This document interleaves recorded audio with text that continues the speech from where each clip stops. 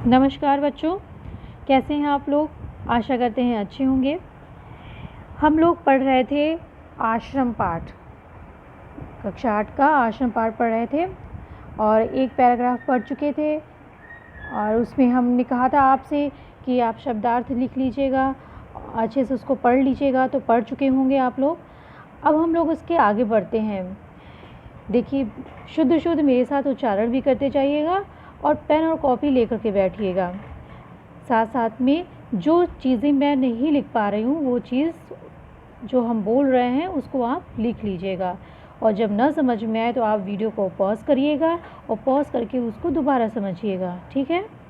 देखिए, इदानीम अपि तस्मिन् आश्रमे धेनवः, एक मिनट, हाँ, इदानीम अपि तस्मिन् आश्रमे धेनवः बलिवर्दाः अश्वाः अन्ये च पशवः स्वच्छन्दं चरन्ति। इदानीम अपि, इस प्रकार भी, तस्मिन् उस आश्रमे, आश्रम में।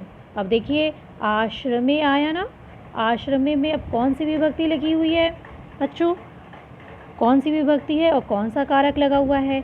एक हमने आपको ट्रिक बताई थी, जब भी हर जगह तो इस्तेमाल नहीं होती है लेकिन अक्सर इस्तेमाल होती है जब आप रूप याद करने बैठेंगे। तो ए जब आता है, ए, तो उसमें कौन सी लग जाती है विभक्ति, लगभग अधिकरण कारक सप्तमी विभक्ति में, पे, पर। तो आश्रमे, आश्रम में। धेनवः, धेनवः बहुत सारी गाय। बलिवर्दा, बलिवर्दा में क्या होता है, बैल। बैल, बलिवर्दा बोलते हैं बैल को। अब ये वर्दा हो गया तो यानी कि बहुत सारी बैल, बहुत सारी बैल। अश्वा, बहुत सारे घोड़े। अन्य च, और अन्य पशु। स्वच्छन्दं चरन्ति, स्वच्छंद स्वतंत्र रूप से चरते हैं। वृक्षेषु, ऐसा आश्रम था बच्चों कि वहाँ पे सभी गाय, बैल, घोड़े और अन्य पशु स्वच्छंद स्वतंत्र रूप से चरते थे, कोई उनको चराने नहीं ले जाते थे। वृक्षेषु, वृक्षेषु, अब देखिए बच्चों, वृक्षेषु आया ना, आप लोग रूप याद करिए और रूप याद करना भी बहुत ज़रूरी है। वृक्षेषु, वृक्षेषु, वृक्ष जो होता है वो पुल्लिंग है, संस्कृत में वृक्ष पुल्लिंग है, पुल्लिंग का रूप चलता है इसमें। तो आप राम का रूप याद किए होंगे, तो रामे, रामयो, रामेषु, यानी सप्तमी विभक्ति बहुवचन का रूप आता है इसमें। वृक्षे, वृक्षयो, वृक्षेषु, वृक्षेषु बहुत सारे वृक्ष हो गए। वृक्षेषु मतलब क्या हो गया, बहुत सारे वृक्षों में। कपिना, बहुत सारे यहाँ पे वो भी हैं, क्या है, कपि मतलब बंदर, बहुत सारे बंदर हैं। कूर्दनम, कूदते। चटकानाम, चटकानाम चिड़िया, चिड़िया जो है। कूंजनम, कूंजनम, अब चिड़िया क्या करती हैं, चिड़ियों की बोली होती कूंजती हैं ना, कू कू करती हैं, चहचहाती हैं, तो चिड़िया चहचहाती हैं, चिड़िया कूंजती हैं। मयूराणाम नर्तनम च, अब च बच्चों जब बाद में लगा होता है उसका प्रोनाउंसिएशन हम पहले करते हैं और के रूप में। इसका क्या होता है, और उसको च लिखते हैं हम बाद में संस्कृत में, लेकिन उसका उच्चारण हम पहले करते हैं और के रूप में। अब मयूराणाम नर्तनम च है तो और हम पहले बोलेंगे, फिर उसके बाद मयूराणाम नर्तनम बोलेंगे। तो और मयूरानाम, और मयूर नर्तनम नृत्य करते हैं। दर्शकेभ्यः आनंदम ददति, नृत्य करके दर्शकेभ्यः दर्शकों को आनंद देते हैं, दर्शकों को आनंद देते हैं। अब नीचे देखिए, तस्य आश्रमस्य, अब ये देखिए फिर से आ गया वो वाला ट्रिक वाला, अस्य आया। अस्य, अस्य में कौन सी विभक्ति, कौन सा वचन हो गया, कौन सी विभक्ति, कौन सा कारक, षष्ठी विभक्ति, षष्ठी विभक्ति में संबंध कारक, ठीक है। इसका चिन्ह क्या है, का की के। तो तस्य, तस्य उस आश्रमस्य, और इसमें कौन सी संधि हो रही है तस्य आश्रमस्य में? दीर्घ संधि हो रही है। अब तक आप लोग दीर्घ संधि समझ भी गए होंगे कि देखिए तस्य का अ और आश्रम का अ दोनों मिलके बन गया आ, तो अ प्लस अ बराबर आ, ये क्या होती है? दीर्घ संधि होती है। तो तस्य आश्रमस्य उस आश्रम के समीपे, फिर आ गया ए यानी कि सप्तमी विभक्ति अधिकरण कारक, समीप में गोमती नदी प्रवहती, गोमती नदी बहती है। तस्या निर्मलं जलं सर्वे आश्रमवासिनः, आश्रमवासिनः पिबन्ति स्म। तस्या उस, तस्या मतलब उस, निर्मलम पवित्र, निर्मलम पवित्र, जलम पानी को यानी जल को, सर्वे सभी, आश्रमवासिना आश्रम में निवास करने वाले आश्रमवासी यानी आश्रमवासी, पिबन्ति स्म पीते थे, गोमती नदी में जो पानी बहता था उसको सभी आश्रमवासी पीते थे। आश्रमे पशवः पक्षिणश्च विरोधं विहाय एकस्मिन् घट्टे पानीयं पिबन्ति स्म। और एक और विशेषता बताए कि क्या है कि आश्रमे पशवः, आश्रम में जो पशु हैं, आश्रम में पशु, पक्षिणश्च, अब देखो फिर च आ गया ना, आप ये देखिए पक्षिणश्च है, पक्षिणश्च को जब आप विच्छेद करेंगे तब इसका विच्छेद क्या बनेगा बच्चों? पक्षी, क्या बनेगा? पक्षी, पक्षिणश्च पक्षिणः, पक्षिणः, ये आधा जो श है आपका तालव्य श वो विसर्ग में बदल जाएगा और प्लस च, तो अब ये जब हम इसका जो संधि किए तो बन गया पक्षिणश्च। विरोधम विहाय, और पक्षी, च भी बाद में जब आता है तो हमने अभी आपको बताया था ना कि जब च बाद में आता है तो उसको हम पहले प्रोनाउंस करते हैं, और किस रूप में? और के रूप में। किस रूप में? और के रूप में। तो हो गया आश्रम में पशु और पक्षी। विरोधम विहाय, विरोध को, विहाय छोड़ करके, सारे विरोध को छोड़ के, लड़ाई झगड़े या फिर उन दोनों के बीच जो विरोध होते हैं उनको छोड़ करके, एकस्मिन एक, घट्टे घड़े में, पानीयम पानी, पिबन्ति स्म पीते थे, एकत्र वसन्ति स्म, एकत्र मतलब इकट्ठा हो, इकट्ठा, वसन्ति रहते, स्म थे, तत्रैव। अब बच्चों ये देखिए तत्रैव, अब हमें ये बताइए आप कि तत्रैव में कौन सी संधि है? तत्रैव, अब इसको बोलते हैं तत्र धन एव, तत्र धन एव, इसमें आपकी कौन सी संधि जाती है? अ प्लस ए बराबर ऐ, वृद्धि संधि, वृद्धि संधि। और बच्चों वृद्धि संधि का सूत्र क्या है? वृद्धि संधि का सूत्र है वृद्धि रेचि। आप लोग ग्रामर का रिवीजन भी करते चलिएगा साथ साथ में।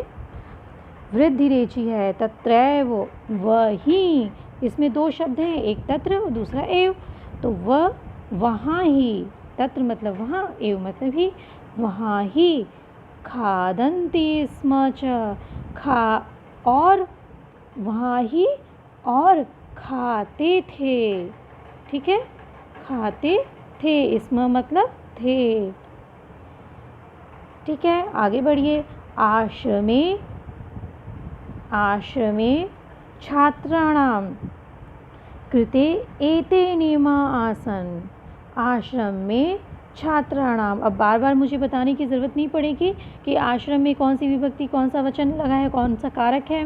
तो आश्रम में छात्राणाम, छात्रों, छात्राणाम, छात्राणाम में ये षष्ठी बहुवचन है। छात्रों के कृते एते, किए गए, किए कृते किए गए, एते ऐसे, ऐसे, नियमा नियम, आसन थे, ठीक, छात्रों के किए गए ऐसे ऐसे ही नियम थे। कैसे नियम थे भाई? देखिए, प्रातः, प्रातः सूर्योदयात् पूर्वम् उत्थातव्यं, नद्यां स्नानं कर्तव्यं, संध्यावन्दनं करणीयम्, ईश्वरः नमनीयः, सहैव खादनीयं, ततः पठनाय कक्षाया गंतव्यम। देखिए कैसे कैसे नियम थे। प्रातः, प्रातः सूर्योदयात। अब सूर्योदयात में बच्चों कौन सी संधि हुई है, ध्यान से देखिएगा। सूर्य, सूर्य धन उदयात, उदयात, यात, ठीक है। सूर्य धन उदयात, अ प्लस उ बराबर क्या होता है, ओ होता है। और ये कौन सी संधि हो रही है बच्चों, गुण संधि, ठीक है। और गुण संधि का सूत्र क्या है, आद गुणः, ठीक। तो प्रातः सूर्योदयात पूर्वम उत्थातव्यम, प्रातः सूर्योदयात, सूर्य से सूर्य के उदित होने से, इसमें पंचमी विभक्ति लगी है उदयात में, जहाँ, ठीक। तो पंचमी विभक्ति होता है ना अपादान कारक, अलग होने के अर्थ में। अब सूर्य उदित हो गया तो अब वो जो है अब धीरे धीरे आगे बढ़ेगा, ना कि पीछे जाएगा। तो इस वजह से उसमें पंचमी विभक्ति लगी है। तो प्रातः सूर्य उदित होने से पूर्व, सूर्य भी उदित नहीं हुआ है, उससे पहले, उत्थातव्यम। अब ये ध्यान से देखिए बच्चों, ये उत धातु है और इसमें कौन सा प्रत्यय लग गया है, तव्यत प्रत्यय। उत में तव्यत प्रत्यय लगा है। और तव्यत प्रत्यय का अर्थ जो होता है वो चाहिए या योग्यता के अर्थ में होता है, चाहिए या योग्यता के अर्थ में इसका अर्थ निकाला जाता है, ठीक है।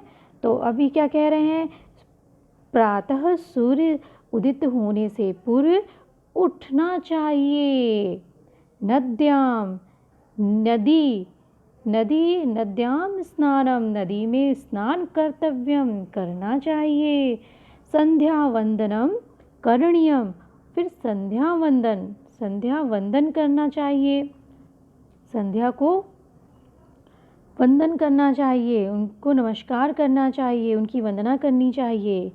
ईश्वरः नमनीयम, ईश्वरः नमनीय। अब इसको ध्यान से देखिए, नमनीयः आया ना, नम, एक मिनट, हाँ ये देखिए नमनीयः, यह नम धातु है बच्चों, नम धातु और अनियर प्रत्यय, कौन सा प्रत्यय है, अनियर प्रत्यय है।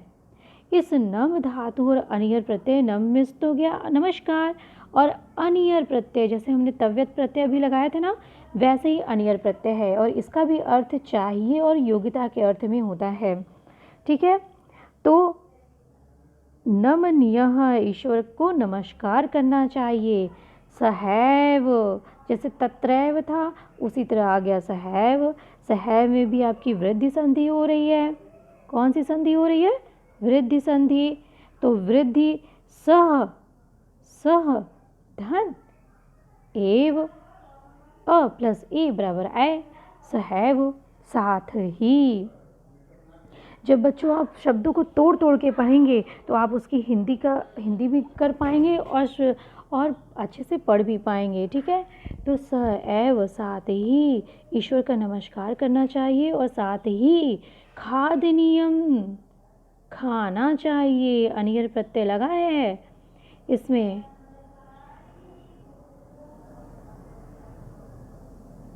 इसमें कौन सा प्रत्यय लगा है बच्चों, अनियर प्रत्यय लगा है। अब ये देखिए, अभी देखिए अभी हम लोग कहाँ पर थे, सहैव खादनीयम, ततः खादनीयम, खाद धातु में, खाद धातु में अनियर प्रत्यय लगा है, यानी कि खाना चाहिए, ठीक है। ततः बाद में पठनाय, पढ़ने के लिए, कक्षायाम गंतव्यम, कक्षा में जाना चाहिए। अब बच्चों ये देखिए गंतव्यम आया ना, गन में गम, अब लोग गन मत लगा दीजिएगा, गन में कौन सी मूल धातु है, गम, क्या है, गम, धन तव्यत, तो गंतव्यम यानी कि जाना चाहिए, बाद में पढ़ने के लिए कक्षा में जाना चाहिए। एतान आश्रम नियमान सर्वे छात्राः, इस प्रकार आश्रम के नियम सभी छात्र पालनम कुर्वन्तः आसन्, सभी छात्र पालन करते थे। ठीक है, अब आगे बढ़ते हैं। आप लोग को यदि मैं बहुत तेज़ बढ़ रही हूँ तो आप वीडियो को पॉज करिएगा और पॉज करके उसको अपनी शब्दों के अर्थ को कॉपी पर लिखिएगा। ठीक है, और अर्थ को अच्छे से समझिएगा। अब आगे बढ़ते हैं। सम्प्रत्यपि आश्रमोऽयं छात्रेभ्यः श्रेष्ठं संस्कारं प्रयच्छति। सम्प्रत्यपि मतलब क्या होता है? इस समय भी। आश्रमो अयम, अब देखो बच्चों यहाँ पे क्या हुआ है? आश्रमः, क्या हो गया है? आश्रमः प्लस अयम। हमने आपको विसर्ग संधि में 2 बॉडीगार्ड्स पढ़ाए थे ना, उसमें क्या था कि विसर्ग के पहले अ हो और बाद में अ हो, तो ये जो बाद वाला अ होता है वो तो अवग्रह में बदल जाता है, और विसर्ग किस में बदल जाता है? ऊ में बदल जाता है। और उसके पहले अ है तो अ और ऊ मिलके ओ हो जाता है, अ ऊ मिलके क्या हो जाता है? ओ। तो बन जाएगा आश्रमो अयम। ठीक है, इसको थोड़ा छोटा करते हैं। हाँ, आश्रमो अयम छात्रेभ्यः श्रेष्ठम संस्कारम प्रयच्छति। इस समय भी यह, अयम है ना, अयम मतलब यह आश्रम छात्रों के लिए श्रेष्ठ संस्कार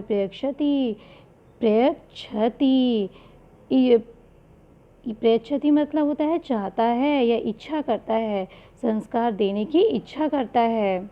ठीक है, और इसमें प्र उपसर्ग है और इच्छति आपका धातु बन गया है। ये ईश मूल धातु है। ईश मूल धातु से इच्छति, इच्छता, इच्छन्ति ऐसे धातु चलती है लट लकार में। तो प्रयच्छति है यानी कि श्रेष्ठ संस्कार देने की इच्छा करता है। तत्र जातिगतं भेदभावं विना सर्वे निवसन्ति। तत्र वहाँ जातिगत भेदभाव के बिना सभी निवसन्ति, सभी निवास करते हैं। स्वास्थ्य संवर्धनाय व्यायामस्य योगस्य प्रकृति चिकित्सायाश्च शिक्षणं प्रचलति। स्वास्थ्य संवर्धनाय, इसमें चतुर्थी विभक्ति लगी है। एक और ट्रिक आज हम आपको बताते हैं। ये देखिए ना, ये जहाँ पे आएगा या, ये देखिए य जात में आता है ना, आय करके आता है ना, आय संवर्धनाय पठनाय, तो वहाँ पे झट से आप समझ लीजिएगा कि इसमें चतुर्थी विभक्ति एक वचन का प्रयोग हुआ है। और चतुर्थी विभक्ति का कारक क्या होता है? संप्रदान कारक, और उसका चिन्ह होता है के लिए।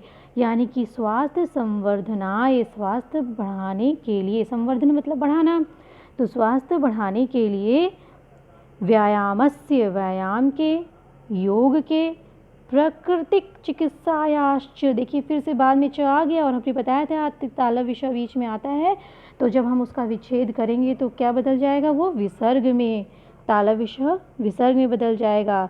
तो क्या बन जाएगा बच्चों हमारा? ये प्राकृतिक चिकित्सायाः च, प्राकृतिक चिकित्सायाः च, और प्राकृतिक चिकित्सा की शिक्षण प्रचलित है। शिक्षण मतलब शिक्षा, वहाँ पे शिक्षण मतलब होता है पढ़ाना, शिक्षण मतलब होता है शिक्षा देना, पढ़ाना, प्रचलित है। तो स्वास्थ्य बढ़ाने के लिए व्यायाम की और योग की और प्राकृतिक चिकित्सा की शिक्षा प्रचलित है। स च आश्रमः त्यागं तपस्यां परोपकारं उदारतां च शिक्षयति।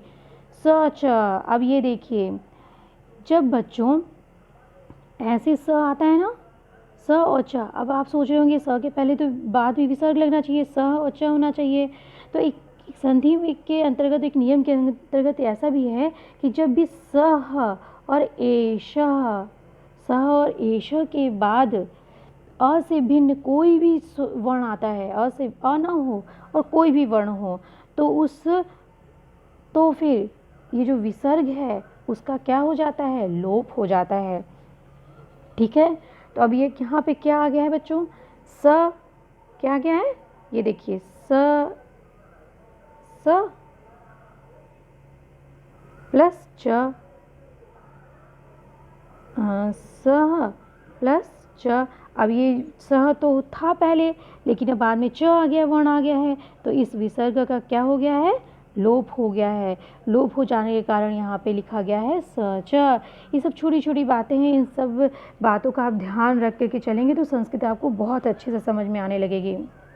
ठीक है, स च आश्रमः, और वह आश्रम, त्यागम त्याग, तपस्याम तपस्या, परोपकारम परोपकार, उदारताम उदारता च। अब भाई और जोड़ना पड़ेगा, परोपकार और उदारता, उदारताम उदारता की, शिक्षयति शिक्षा देता है।